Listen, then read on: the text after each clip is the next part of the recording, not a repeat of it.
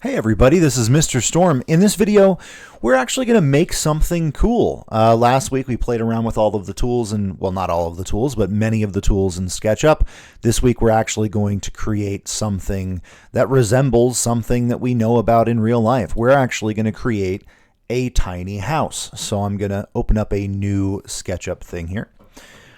Now, I just really want to quickly review the movement shortcuts because, if you're not using them all the time, they can be a bit confusing. You can zoom in and out by scrolling the mouse wheel. You can rotate around an axis by holding down the middle mouse button. Now, if you hold the middle mouse button and shift at the same time, you can pan. So those are the three you're really going to want to be aware of. So scroll in and out, rotate, and pan. Okay, shift, hold the mouse wheel to pan. Perfect. All right, so we're going to make a very small house. This is only going to be about 20 feet by 20 feet. I say about, it is exactly going to be 20 feet by 20 feet because SketchUp allows us to draft objects in the proper measurements. So let's go ahead and get started. What we need first is the rectangle tool. So I'm going to type the key R on my keyboard to give me this rectangle tool. And I want to make sure that this rectangle is going to be locked to the blue axis here. So I'm going to hit not the left, I'm going to hit the up. So if we hit the left key, it'll take us to the green. The right key will take us to the red. I want it locked to the blue axis. And I'm going to click anywhere here toward the center of our object or of our workspace. Now remember, single click is important, right? So I'm going to single click and start dragging out. Now, I could try to fine tune it by looking at the numbers down there in the dimensions box and trying to get it exactly 20 by 20. Or I can just, with my rectangle still waiting to be finalized, right? I've only single clicked. I can type 20 apostrophe. Apostrophe in measurements means feet. And then I can do comma 20 apostrophe and hit enter. Now that will create a 20 by 20 rectangle. Now you might be thinking, hey, Mr. Storm, you messed up.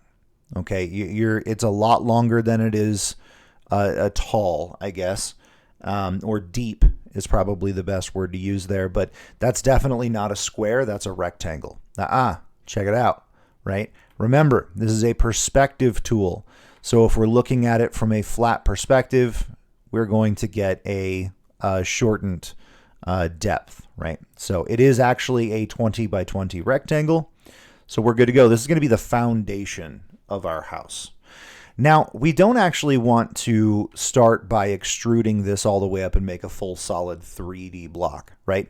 Houses aren't 3D blocks. They actually have walls. So we're going to create a wall section. We're going to create wall sections around this room. By the way, this is going to be a single room house. It's going to be like a old frontier house. But we're just going to create a wall section. So the way we're going to do that is by using the offset tool. Now we can use the shortcut F for offset, or we can come over here to our toolbox and we can select the offset tool here. The offset tool is going to allow us to create a another, say, line segment inside of a shape, right? So I'm going to go to this edge here and notice that I can bring in my offset pretty much as I want, right? I want my offset to be 6 inches. So I can just type 6 and hit enter. And it's going to give me a perfect 6-inch offset all around my square. Now this offset is what we want to push and pull. So I'm going to grab my extrude tool, my push-pull tool, and I'm going to make sure I'm selecting the offset there, not the center, right? The offset. I'm going to click once and start dragging up. Now I want this to be exactly 11 feet. That's a standard height for a single floor of a building. I'm going to type 11. Now, with this distance box down here, if you type 11 and you go, all right, cool, watch what happens. It gives me an 11-inch wall, basically, which is not a great size for my house, right? So remember, when you're typing things into that distance box, you want to make sure that you are using the proper notation. If you just type the number and hit enter, it's going to assume inches, right? So I'm going to Control Z, which is another shortcut you might use a lot. Control Z will undo the last thing you've just done. I'm going to then click, and then I will type 11 with an apostrophe for 11 feet and hit enter. All right, that's much better. That's exactly what we're looking for. Okay, perfect. Next, let's see. What do we want to do now? Let's create a door. All right, so the door is going to be it's going to be in the center, but it's going to be slightly off center. As a matter of fact, I want the door to be, the right side of the door to be exactly on the center line. So I'm actually going to grab the line tool, and let's see if we can find the center of this object. Now, if we hover over the line here with the pencil, you'll notice that red or orange square just kind of stays stuck to the line, and it gives us a tip that says, hey, you're on the edge, which is what I want, right? But if we go toward the center here, you'll notice that it'll change to a blue circle, and it'll say we're at the midpoint of that edge. That's what I'm looking for. So I'm going to draw from there straight up, and let's do a 7-foot door. So 7 apostrophe enter, and it's going to give me a 7-foot tall line. Let's make it, I don't know, let's do 3 feet. Yeah, let's do 3 foot wide, and then coming back down to the center line. Now again, make sure that you're getting that blue line, which tells you you're on the blue edge, you're on the vertical axis, right? So if it's off a little bit, it will not be in the right place, right? It'll be off somewhere else, right? So we want to make sure we are on that blue line. Okay, cool. So now we have a door, or better said, we have an outline of a door. So let's actually cut this out so that we can get into our house. So the way we're going to do that is use our push-pull tool. We're going to grab that face, and we're going to go toward the back until we reach on face. And then we're going to select again. And that will cut out that edge or that face so that we actually have a way to get into our house. Fantastic. Okay, next we want to make a window, but I don't want to just randomly draw a rectangle here. I want to make sure that the window is in the exact right place. Matter of fact, I want it to be 3 feet up from the floor. I want it to be 3 feet from the door, and I want it to be 5 feet wide, and I want the top to match up exactly with our 7-foot tall doorway. So that's exactly where my window is going to be. There's an easy way to make sure that we're putting things in the right place, and that's by using our guides. These guides are going to be very helpful, especially if you're trying to get things to be exact, right? So I'm going to use this measuring tape guide here. And notice that on my tool, I have that minus plus symbol. That means I'm going to be creating new guides whenever I use this tool. If you don't see that, you can click the control button, and that will change to just measuring. So I can measure this area here, and it'll tell me it's 7 feet, right? If I hit control again, I can create a new guide. So I'm going to create a new guide that is 3 feet up from the bottom. Oh, see what I did there? I typed 3, and then I accidentally hit enter. I wasn't thinking. I was talking instead of thinking.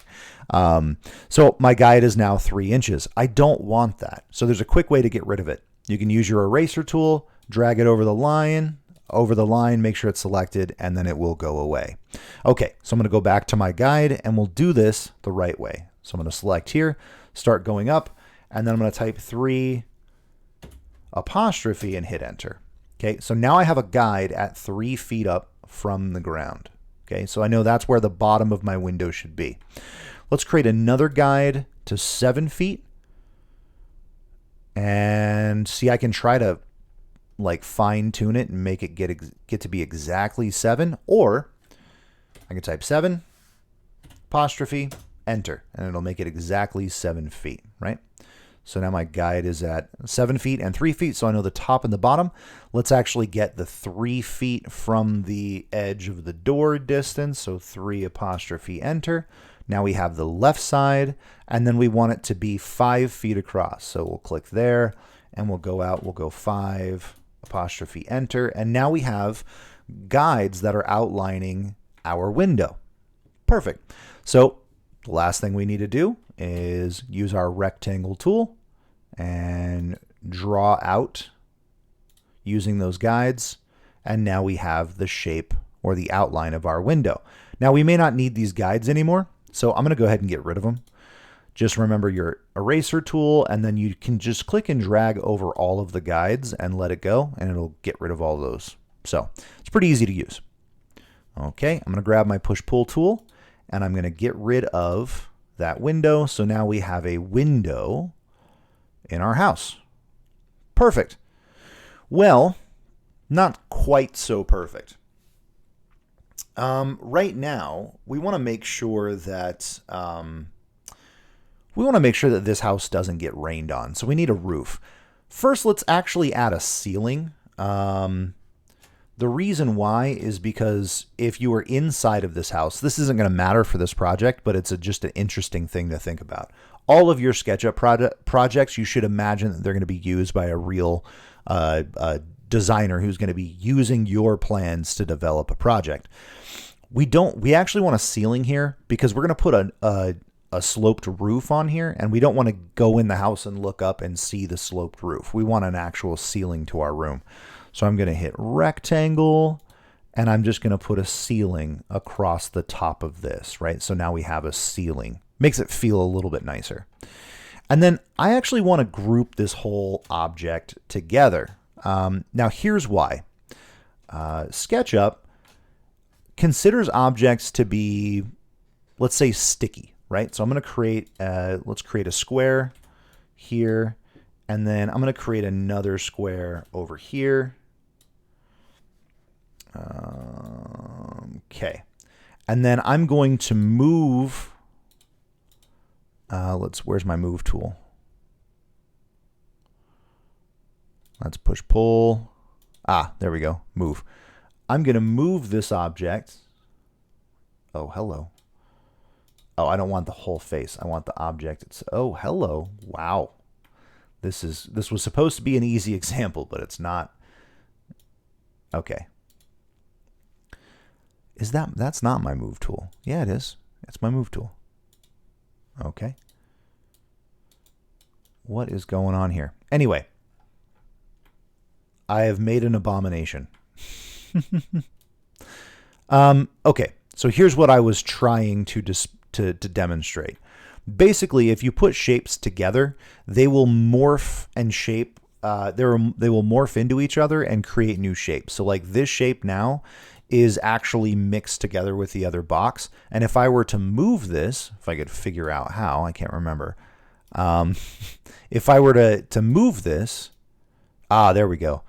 It's stuck together, and it's deforming the shape based on it's being stuck together. So we don't kind of want that, right? Maybe I want my house to be a shape by itself and not interact with the others.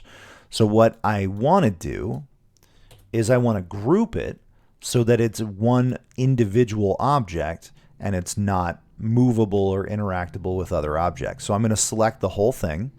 I'm going to right click, and I'm going to go to make group. This is going to make it a group. Now we're going to talk about components and groups and all that stuff next week because it gets more advanced when we talk more about it. But for now, we just want to make this single room a group. Okay, perfect. All right, what should we do? Let's actually start adding a roof. Let's see. Oh, also, with a group, you can double click to select individual pieces inside of a group. You don't, just because it's a group doesn't mean it's stuck like that forever, right? You can modify individual pieces inside the group. Okay, so let's go ahead and make a roof. I want it to be a fun, like a slanted roof, and I want it to be about 4 feet up from the center point. So I'm going to grab my line tool, and I'm going to go to the center point of this face here, the midpoint on the group, and I'm going to go up, we'll say 4 feet. And then I'm going to draw a line over there and a line here and a line there. So we have a full triangle that makes up the shape of our roof. Let's go ahead and get rid of this line here. We don't need that. Okay. So now we have a triangular face that we can push-pull. So let's do that. Let's make sure it's all the way flush with the back edge. All right, cool. Now there's This kind of looks like a Monopoly house right now, right? Doesn't it? Which is cool, but I actually think I want it to be a little bit more, I want there to be more flair. Most houses don't just have a completely flush roof section. They have a little bit of a hangover, right? It kind of comes out a little bit. So let's see if we can make something like that. Let's do... Yeah, let's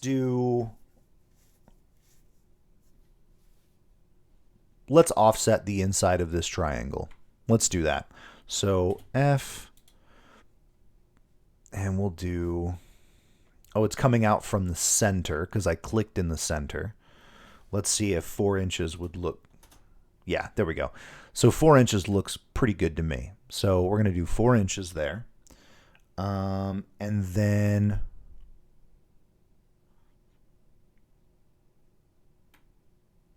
actually, no, I want to offset the edge of the roof out 4 inches. So let's do that because I want it to stick out. So I'm still using my offset tool. I'm going to click on the edge and then go out this way, right? And I'll do 4 inches. There we go. That's what I'm looking for. That way I have a like kind of a, yeah, I like that. But the problem is this face is now the entire edge, right? So if I were to push pull that face all the way back, it's actually going to try to push pull this bottom area. And so we need to get rid of this bottom face. So all we have to do is isolate this bottom face from the rest of the shape. Let's use our line tool to click there and there to draw off that section. And then we'll come over here and then we'll go from there to lock off that section. Now this face here is actually by itself. And if I select it, hello, I can delete the face. So now the face doesn't exist. Now I don't like these lines here. They're bugging me, but I don't want to actually delete them. So what I'm going to do is I'm just going to right click and say hide. And hide. And so we need to do the one for there and the one for the group. So let's double click and we'll hide that as well. So now when we back out, we can see we have a flush face, which looks kind of nice. All right, let's go ahead and extrude this edge all the way back so it's flush with the end of the house. Right there. Perfect. Okay. I'm going to hide these lines as well. Oh, not the face. I want the line. There we go. Hide. Double click. Hide. All right, so now that looks pretty good. I actually want it to stick out, let's say about a foot, so there's a little bit of an overlap over the door. So let's grab our push-pull tool again, and we'll go out and we'll say 12 inches. Oh, there we go. Looks pretty good. That's nice. That's nice. Let's do the same on the back. So it's uniform. 12 inches. Okay, that's a nice looking roof. Okay, now our house is starting to look kind of more like a house. Okay. Let's see, what else do we want to do? Oh, let's build some windowsill. Let's build a windowsill right here in the middle.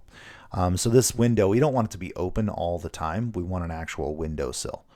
So, and we want a window in the middle. So yeah, let's do that. Let's do... let's put a rectangle over the top. So I'll use my R key.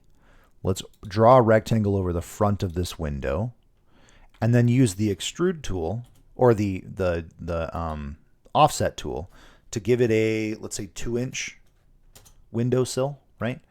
And then we can delete the center of that sill. So now we have a windowsill, but it's not going all the way through. So let's push pull so that it comes all the way back. Now this is going to be a bit tricky. We've got to zoom in a lot to get through into the center of the house.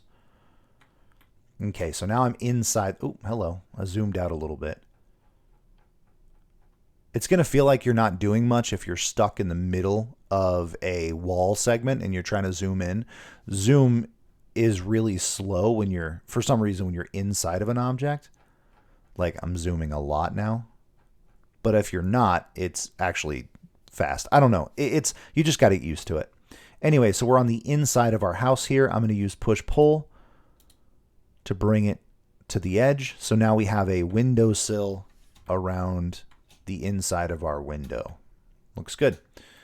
All right, now at this point, we could put a pane of glass in here and add a material. I want to talk about materials in the next project. So let's actually not do that yet. We'll do that not next week, but the week after when we actually decorate this house. Okay, now I want to actually add a door. So let's do it on the back edge here. Let's do rectangle tool. And we'll start here at the back edge. We'll rotate around and click it there. So now we have a door, but I want a door, like a door sill, I guess. So we'll use the offset tool and we'll give it a, oh, hello. Did I click? I think I clicked too quickly. You know what? Yeah, let's get rid of that. Oh. Not the whole door. And so I just deleted the faces. I need to actually delete all of the lines now. I should have just used Control Z. All right. Let's try that again. Let's create a... Come on. I'm trying to get my view in here better. All right. Let's create a face on the inside of this door jamb. We'll use our offset tool. Why is you know what? That's fine. We will just keep that edge. That looks about 2 inches anyway, so we'll be fine. All right, rectangle, or not rectangle, push pull. Oh, you know what? We actually don't want this bottom edge. So instead, let's move that down. I'm going to use the M tool to move. Oh, hello, not the whole group. Move that line down so that it's gone, it's flush with the bottom. Okay, now I can use my push-pull tool to create our door jamb. Okay, you know what? This is a pretty good looking house. I wouldn't live here because that's not enough room for me and my wife and my 2 kids and my dogs and all my computers and video games and TVs and stuff. But it's a nice house. It's a nice little house. I think this is a good place to stop as well. We've actually now modeled something that looks like a real object. Next week, we're going to talk about components and other more advanced topics. And then we're going to get into materials. We're going to actually decorate this little house. So make sure you save this project, give it a name. I'm going to call mine. Sure, we'll save it to my drive. And it's going to take a long time to pull up my drive. Where's my SketchUp projects? Right there. I'm going to call mine Tiny House. Going to save it. Saving. And then I'm going to turn this in on Canvas by downloading the object as an SKP file and uploading that. Okay. If you want, you can also download a PNG of a nice angle of your object and upload both of those. It does kind of make it a bit easier for me to grade, but that's optional. Mostly I just need the SKP so I can rotate around and check out your object from all different angles. Okay, cool. Thank you for sticking with me for this bit longer of a video, but hopefully you have fun making something that actually looks like a real world object. We're going to make quite a few of these over the next couple of weeks. All right.